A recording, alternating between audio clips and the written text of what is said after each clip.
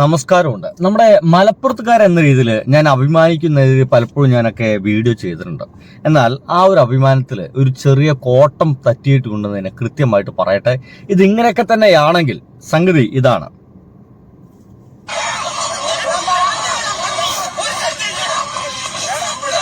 കൊണ്ടോട്ടിയിലെ ഓഡിറ്റോറിയത്തിൽ നിന്ന് ഓടി രക്ഷപ്പെടുന്ന AJP എന്ന രീതിയിൽ ഒരു വീഡിയോ വന്നിട്ടുണ്ട്.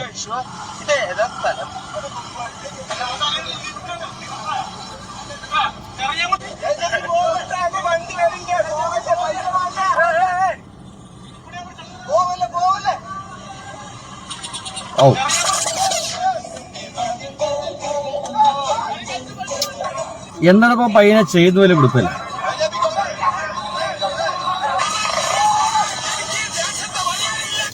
AJP സോഷ്യൽ മീഡിയ ഉപയോഗിക്കുന്ന എല്ലാവർക്കും അറിയാം.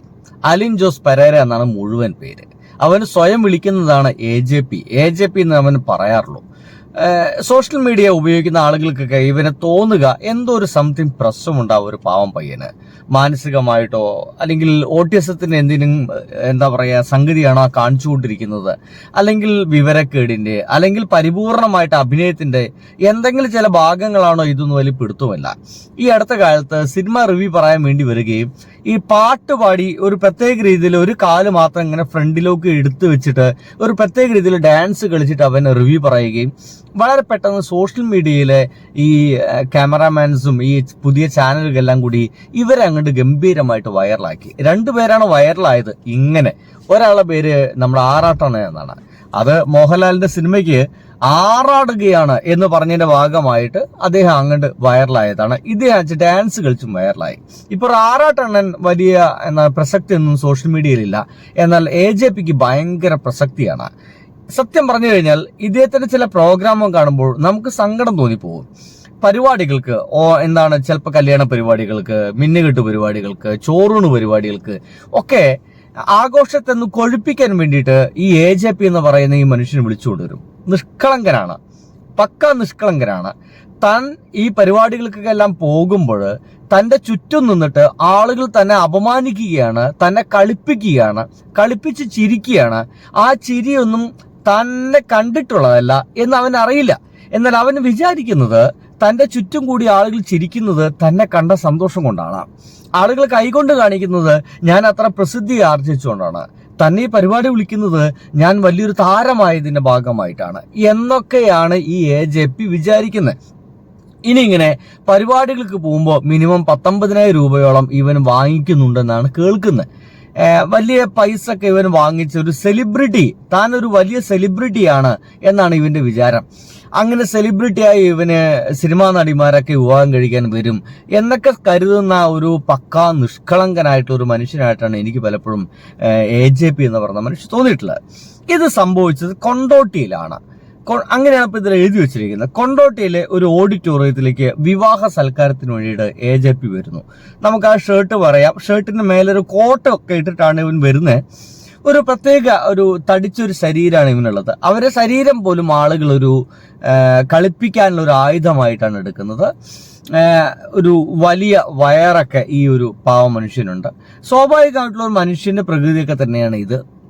പക്ഷേ അവന്റെ അത്രം ആ ശരീരം, അവന്റെ ആ ഒരു വയറ്, നടത്തത്തിലുള്ള ഒരു പ്രത്യേകത, ഇതെല്ലാം ആളുകൾ തരം ബോഡി ഷെയ്മിങ്ങിന്റെ ഭാഗമായി എടുക്കുകയും അങ്ങനെ അവനെ കളിപ്പിക്കും. വയറ് കുലുക്കിയിട്ട് ഡാൻസ് ചെയ്യോ, കാല് ഫ്രണ്ടിലേക്ക് വെച്ചിട്ട് ഡാൻസ് ചെയ്യോ എന്നൊക്കെ ചോദിക്കുകയും ചെയ്യും.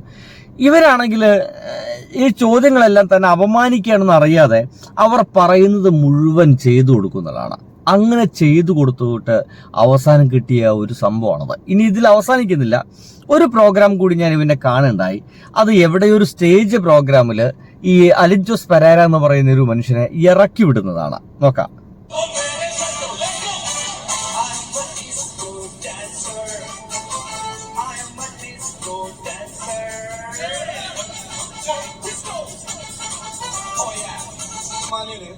നമ്മുടെ അതിന് മുമ്പ് 10-15 വർഷങ്ങൾക്ക് മുമ്പ് ഇറങ്ങിയ ഒരു ആൽബം സോങ് വീണ്ടും റീക്രിയേറ്റ് ചെയ്തിരുന്നു. ഇവിടെ ഒരു പരിപാടി നടക്കുകയാണ്, ഒരു പാട്ട് പരിപാടി നടക്കുകയാണ്. കൊല്ലം ഷാഫി സമ്മൺ ആണ്, അത് കൃത്യമായിട്ട് പിടുത്തം കിട്ടുന്നില്ല. ആ പ്രോഗ്രാമിനിടയ്ക്ക് അലിൻ ജോസ് പെരേര അതായത് ഡാൻസ് കളിക്കുന്നു. ഡാൻസ് നമുക്കറിയാലോ, ആ സ്ഥിരം സ്റ്റെപ്പ്, അത് കഴിഞ്ഞിട്ടുള്ള സ്റ്റെപ്പ് ഒന്നും ഈ പയ്യന് അറിയില്ല.